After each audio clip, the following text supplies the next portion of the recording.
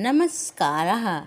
षष्ठकक्षायाः रुचिरा इति पाठ्यपुस्तकस्य स्वागतम्। अधुना वयं सप्तमं पाठं पठामः। पाठस्य नाम अस्ति बकस्य प्रतिकारः। प्रथमं पाठस्य वाचनं कुर्मः।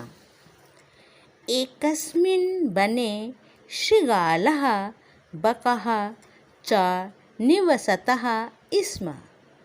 तयोः मित्रता आसीत्। एकदा प्रातः शृगालः बकम् अवदत्, मित्र, श्वः त्वं मया सह भोजनं कुरु। शृगालस्य निमन्त्रणेन बकः प्रसन्नः अभवत्। अग्रिमे दिने सः भोजनाय शृगालस्य निवासम् अगच्छत्। कुटिलस्वभावः शृगालः स्थाल्यां बकाय क्षीरोदनम् अयच्छत्। बकम् अवदत् च, मित्र, अस्मिन् पात्रे आवाम् अधुना सहैव खादावः। भोजनकाले बकस्य चञ्चुः स्थालीतः भोजनग्रहणे समर्थः न अभवत्। अतः बकः केवलं क्षीरोदनम् अपश्यत्। शृगालः तु सर्वं क्षीरोदनम् अभक्षत्। शृगालेन वञ्चितः बकः अचिन्तयत्, यथा अनेन मया सह व्यवहारः कृतः तथा अहमपि तेन सह व्यवहरिष्यामि। एवं चिन्तयित्वा सः शृगालम् अवदत्, मित्र, त्वमपि श्वः सायं मया सह भोजनं करिष्यसि। बकस्य निमन्त्रणेन शृगालः प्रसन्नः अभवत्। यदा शृगालः सायं बकस्य निवासं भोजनाय अगच्छत्, तदा बकः सङ्कीर्णमुखे कलशे क्षीरोदनम् अयच्छत्। शृगालं च अवदत्, मित्र, आवाम् अस्मिन् पात्रे सहैव भोजनं कुर्वः। बकः कलशात् चञ्च्वा क्षीरोदनम् अखादत्, परन्तु शृगालस्य मुखं कलशे न प्राविशत्। अतः बकः सर्वं क्षीरोदनम् अखादत्।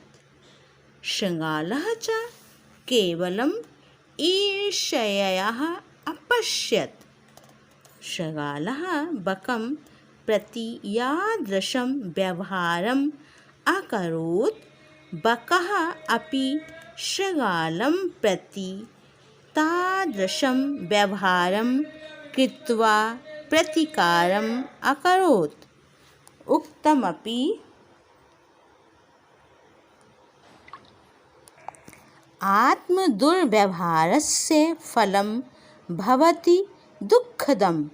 तस्मात् सद्व्यवहर्तव्यं मानवेन सुखैषिणः। अभी हमने बकस्य प्रतिकारः कहानी को देखा और कहानी सुनी, और अब हम इस कहानी के अर्थ को समझने का प्रयास करेंगे। कहानी बकस्य प्रतिकारः। बकस्य कहते हैं बगुले को, और प्रतिकार बदला। तो कहानी है बगुले का बदला।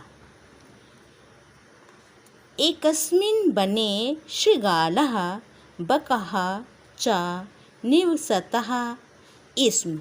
एकस्मिन् एक वने जंगल में, शृगालः एक सियार। शृगालः एक सियार होता है। सियार एक कुत्ते के जाति का पशु है जो जंगलों में पाया जाता है, नगरों में के किनारों पे या शहर के दूर उस झुंड में रहता है और उसके झुंड में कम से कम 4-5 सियार होते हैं और वो छोटे छोटे पशुओं को मार के खा लेते हैं। सर्वाहारी होते हैं, सभी कुछ जो मिल जाता है उसको खा लेते हैं। आम बोलचाल की भाषा में सियार को गीदड़ भी कहा जाता है। तो एक सियार और एक बगुला दोनों रहते थे। तयोः मित्रता आसीत्। तयोः एकः शृगालः एकः बकः च। दोनों में मित्रता थी। एकदा प्रातः शृगालः बकम् अवदत्। एक बार प्रातः सियार ने बगुले से कहा। अवदत् बोला। अवदत् भूतकाल का शब्द है। वदति स्म बोला। मित्र श्वः त्वं मया सह भोजनं कुरु। दोस्त मित्र तुम कल मेरे साथ भोजन करना। शृगालस्य निमंत्रणेन बकः प्रसन्नः अभवत्। गीदड़ के न्योते से, सियार के बुलाने से बगुला प्रसन्न हो गया। अग्रिमे दिने सा भोजनाय शृगालस्य निवासम् अगच्छत्। अग्रिमे अगले दिन, नेक्स्ट डे। सा भोजनाय भोजन के लिए शृगाल के घर पर, निवास पर गया। कुटिल स्वभावः शृगालः। शृगाल का स्वभाव कैसा था? कुटिल। कुटिल माने कुत्सित प्रवृत्ति का था, चालाक। कुटिल बहुत चालाक स्वभाव का शृगाल सियार। उसने क्या किया? स्थाल्यां बकाय शिरोदनम अयच्छत्। स्थाल्यां कहते हैं थाली में, और शिरोदनम खीर। अयच्छत् माने दे दी। उस कुटिल स्वभाव वाले सियार ने थाली में बगुले के लिए खीर दे दी, परोस दी। बकम अवदत् च बोला बगुला। मित्र अस्मिन् पात्रे आवाम अधुना सह एव खादावः। क्या बोला कि दोस्त इस पात्र में हम दोनों अब साथ ही खाते हैं। खीर प्रदान की और बगुले को कहा, बगुले से बोला कि दोस्त इस पात्र में हम दोनों अब साथ ही खाते हैं। खाते समय भोजन काले बकस्य चंचुः स्थालीतः भोजन ग्रहणे समर्थः न अभवत्। खाना खाते समय बगुले की चोंच थाली में भोजन ग्रहण करने में समर्थ न हुई। अतः बकः केवलम क्षीरोदनम अपश्यत्। तो क्या हुआ? बगुला केवल क्षीरोदनम खीर को देखता ही रहा, खा ही नहीं पाया क्योंकि थाली में था। चोंच लंबी होती है बगुले की, कैसे खाता? तो वो केवल खीर को देखता ही रहा। शृगालः तु सर्वं क्षीरोदनम अभक्षयत्। अब बगुला खीर को देखता रहा और गीदड़ ने सारी सी खीर खा ली। शृगालेन वंचितः बकः अचिंत्यत। बगुले ने सोचा, वंचिता मतलब ठगा हुआ। शृगालेन गीदड़ से ठग गया था ना बगुला। तो उसने सोचा, यथा अनेन मया सह व्यवहारः कृतः तथा अहमपि तेन सह व्यवहरिष्यामि। जैसा व्यवहार मया सह मेरे साथ किया है, कृता माने किया है, मया सह मेरे साथ, तथा अहम वैसा ही, अहम माने मैं, अपि माने भी, अपि अव्यय शब्द है, अपि का अर्थ होता है भी, तेन सह, तेन माने उसके साथ, मैं भी उसके साथ व्यवहरिष्यामि, वैसा ही व्यवहार करूँगा।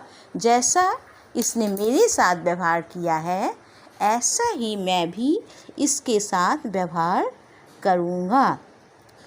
एवं चिन्तयित्वा सा शृगालम् अवदत्। मित्र, ऐसा सोचकर उसने गीदड़ से कहा, मित्र, त्वमपि श्वः सायं मया सह भोजनं करिष्यसि।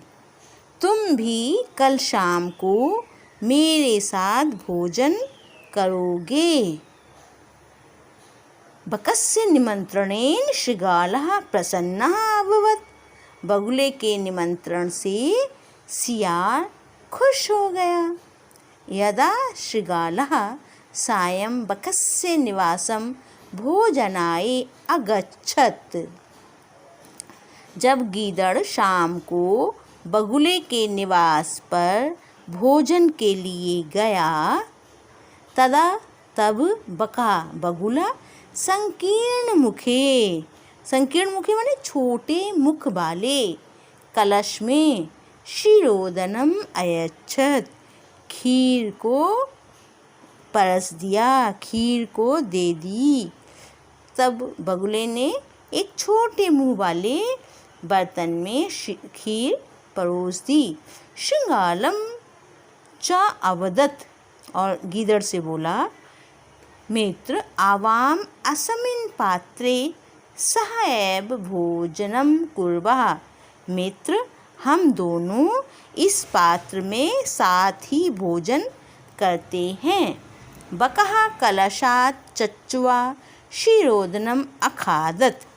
बगुला कलश से चोंच के द्वारा खीर खाने लगा, परंतु शृगालस्य मुखम कलशे न प्राविशत्। लेकिन सियार का मुंह कलश में प्रवेश न कर सका, कलश में नहीं पहुँचा। अतः बकः सर्वं क्षीरोदनम अखादत्। इसीलिए बगुले ने सारी खीर खा ली। शृगालः च केवलम ईर्ष्यया अपश्यत्। और सियार तो केवल ईर्ष्यापूर्वक देखता रहा। शृगालः बकं प्रति यादृशं व्यवहारम् अकरोत्। गीदड़ ने बगुले के साथ जैसा व्यवहार किया था, बकः अपि शृगालं प्रति तादृशं व्यवहारं कृत्वा प्रतिकारम् अकरोत्। बगुले ने भी गीदड़ के साथ वैसा व्यवहार करके प्रतिकार अकरोत्, बदला ले लिया। उक्तमपि, कहा भी गया है, आत्म दुर्व्यवहारस्य फलम भवति दुःखदम। अपने द्वारा किए गए दुर्व्यवहार का परिणाम दुख देने वाला होता है। तस्मात् सद्व्यवहर्तव्यम। अतः सुख चाहने वाले मनुष्य को मानवेन सुखैषिणः, सुख चाहने वाले मनुष्य को दूसरों के साथ अच्छा व्यवहार करना चाहिए। सद्व्यवहर्तम, सद माने अच्छा व्यवहार, तस्मात् माने इसलिए सद्व्यवहार करना चाहिए। मानवेन सुखेषिणः माने सुख चाहने वाले मनुष्य को दूसरों के साथ भी वैसा व्यवहार करना चाहिए। अर्थात आप जैसा व्यवहार चाहते हैं कि लोग आपके साथ करें, आपको भी दूसरों के साथ वैसा ही व्यवहार करना चाहिए। बच्चों, हमारी ये कथा बकस्य प्रतिकारः यहीं पर समाप्त होती है। अगले पार्ट में हम आपसे पुनः मिलेंगे। धन्यवाद।